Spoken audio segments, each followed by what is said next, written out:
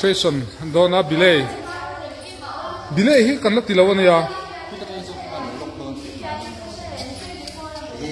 a khami kha dik thobo mo te a wai thado de khu tren kan lo thirang demonstration vet angani hey oh di khan voi ni na chon experience to le mai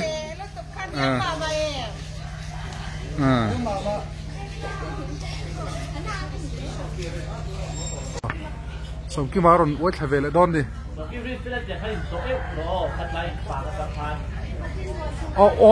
on boi ro poi lo a tha vek von toro le lam pa kha von ve sim toro le di khan kha zong khan ya har lo re inu ma khan kan dom get lok di khan ikhu kha on pop ro na tewin in kan pop ro nang ma kha on je la adik lutuk adik chal tuk di khan athung lam pangkha dom chat te di khan tol thi lo ba di khan sa la taอีขาดีได้คันสนโซ่หน่อยก็เท่านั้นเท่านี้แล้วฟังนี่คุยบ่อยดีถ้าเราชื่ออินดมเด็กนั่นเองนี่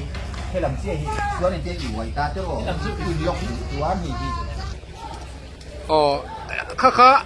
ให้นุ่งอาวนเลยให้นุ่งอีกองโซดาคันตาคันหัวงอรอกุดขี้เตลุตุกะบีไว้ก็บ่โอนก็บ่ไปเจ้าโอนก็บ่แล้วโอนก็บ่ปล่อยตาเสร็จแล้วเลยนุ่งกระถาเจ้าเลย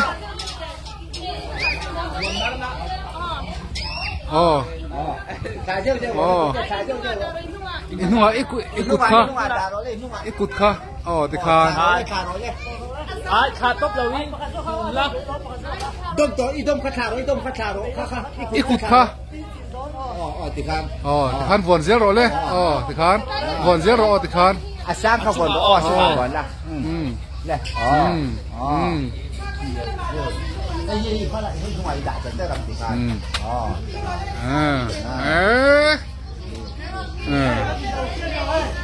วันนั้นเราkalนเอาปังแบบพวกไว้ทำเวทานี่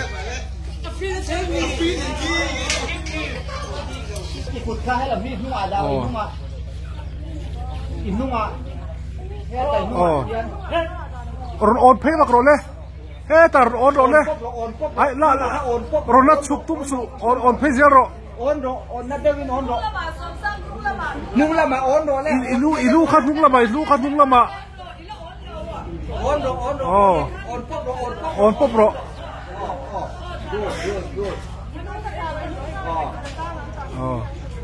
ติคานอินุ่งอีกุดค่ะติคาน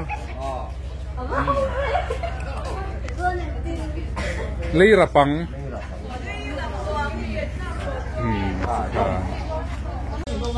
ให้ไล่ตกขลุ่มโต๊ะไม่ถูเรียนให้เรียนให้เราหนึ่งต้มส่วนอาสนเสเราเฮ้ยต้มหมูขั้นส่วนให้มีสายยันให้อยากไปต้มให้เราต้มหลงบนเรียนยังไงอีต้องตีเวมากตัวหนึ่งล็อกดูตัวในที่กายยันตีร้องให้หนึ่งเบ็ดตั้งให้เสียนมีต้มโป้งให้เราตีร้องให้เสียนให้ถ่ายจากเจ้าเสร็จ